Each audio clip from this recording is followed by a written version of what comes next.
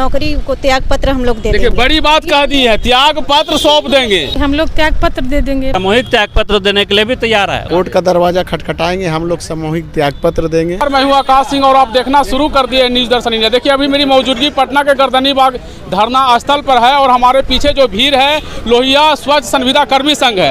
ये लोग लगातार 10 दिनों से अनिश्चितकालीन हड़ताल पर बैठे हुए हैं, लेकिन फिर भी सरकार इनकी मांगों को सुनने को तैयार नहीं है, इनकी बातों को सुनने को तैयार नहीं है। और क्या कुछ मांग है देख सकते हैं, लोहिया संविदा कर्मी के कुछ महिला भी यहाँ पर शामिल हुई हैं। इन लोग से बात करेंगे, क्यों सरकार आखिर आज तक इनकी बातों को नहीं सुन रही है, क्यों अनदेखी कर रही है। 10 दिनों से लगातार आप धरना पर बैठी हुई है, अनिश्चितकालीन धरना पर बैठी हुई है, सरकार फिर भी आपकी मांगों को सुन नहीं रही है, क्यों?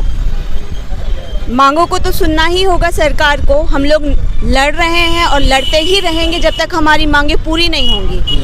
और हम लोग अपनी मांगों को 13 सूत्री मांगे हैं हमारी, जिसके लिए हम लोग यहाँ पे लगातार धरना प्रदर्शन और हम लोग सरकार को जगाने का प्रयास कर रहे हैं, चाहे वो सोशल मीडिया प्लेटफॉर्म हो, चाहे यहाँ पे गर्दनी बाग का प्लेटफॉर्म हो, या सरकार को झंझोड़ने का काम हो। वो हर एक प्लेटफॉर्म हमने छोड़ा नहीं है। जहाँ भी कोशिश है, हम अपने प्रखंड समन्वयक भाई बहन सब लगे हुए हैं अपनी सारी 13 सूत्री मांगों को पूरा करने के। 13 सूत्री मांगों में मुख्य मांग क्या है आप लोगों की? मुख्य मांग हमारा वेतन पुनरीक्षण है, जो कि वेतन हमारा 8 सालों से बढ़ा नहीं है। सरकार ने वादा खिलाफी की है हमारे साथ में।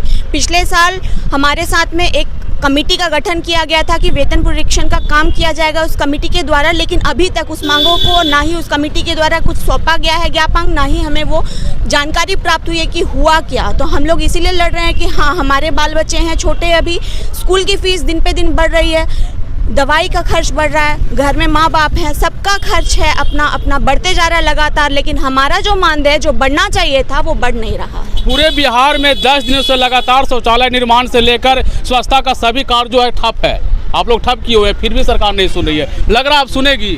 बिल्कुल सुनेगी, उम्मीद तो है कि सुनेगी और हम लोग सुना के ही रहेंगे।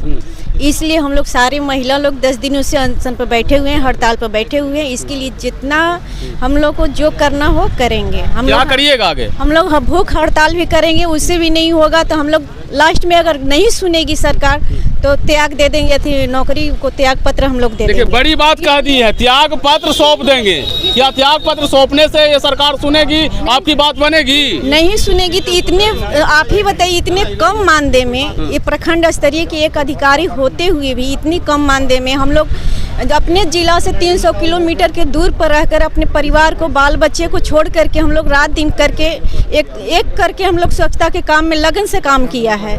इसके बाद भी अगर सरकार नहीं सुनती है तो मेरी भाई दुर्भाग्य की बात है कि नहीं सुनती है। अगर सरकार नहीं सुनती है तो आगे की रणनीति क्या होगा?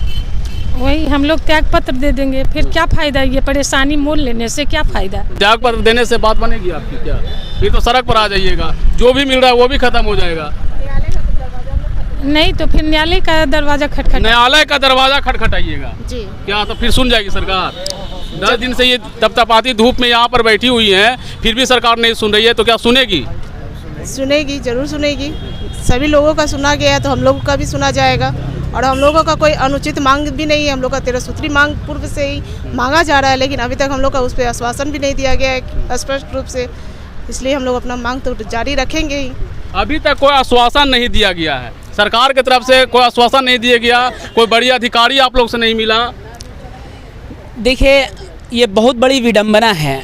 आज स्वतंत्र देश के हम लोग नागरिक हैं और अपनी मांगों को हम लोग न्यायिक तरीके से, संवैधानिक तरीके से हम लोग सरकार के समक्ष, सरकार के आला अधिकारी के समक्ष रख रहे हैं, लेकिन ये विडंबना है कि आज हड़ताल का 10वां दिन है और अभी तक सरकार के कोई भी आला अधिकारी या सरकार के कोई भी प्रतिनिधि हम लोगों से बात करने के लिए अभी तक नहीं आई है। हम आपको ये बताना चाहेंगे कि हम लोग जो भी अपनी मांग रखे हुए हैं या अपनी मांग कर रहे हैं, वो कोई भी उसमें अगर 1-2 मांग को छोड़ दिया जाए तो बाकी सब ऐसी मांगे हैं जो हमारे विभाग के स्तर से पूरा हो सकती है। उसके लिए सरकार ने पहले से ही चिट्ठी निर्गत कर दिया है, लेकिन ये शर्म की बात है हमारे विभाग के आला अधिकारियों के लिए कि उन्होंने सरकार के ही आदेश का अवहेलना किया है।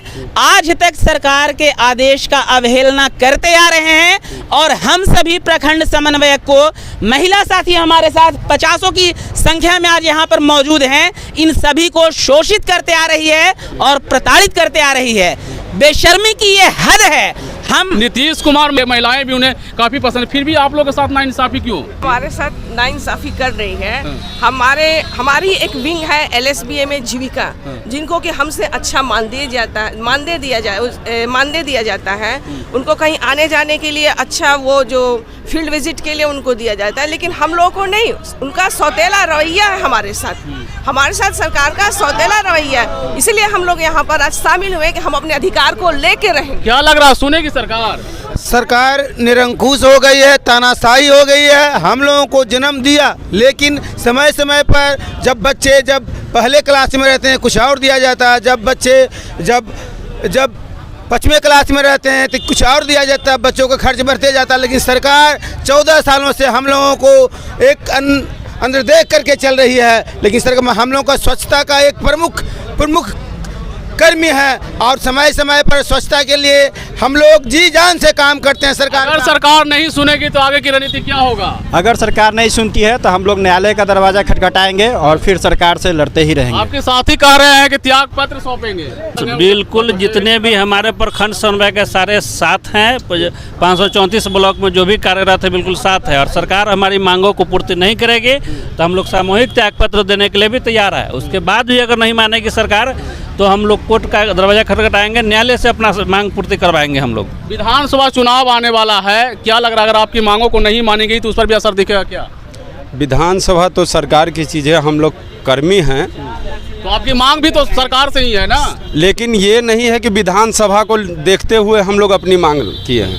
हम लोग 14 दिन पूर्व, हड़ताल के 14 दिन पूर्व हम लोग सारे विभागों में अपना पत्र जो है दिए गए कि अगर अमुक है, हम लोग को अगर मांग नहीं पूरी होती है तो 14 दिनों के बाद हम लोग अमुक डेट तारीख सभी विभागों को दिया गया। लेकिन फिर भी कोई अभी तक नहीं मिलने आया। नहीं आया। 10 दिन तो हड़ताल का हो गया, और उससे 14 दिन पूर्व हम लोग विभाग को, सारे विभागों में DM, DDC, डायरेक्टर, BDO और संबंधित जिला के सभी जो पदाधिकारी हैं सभी को अवगत करा दिया गया है।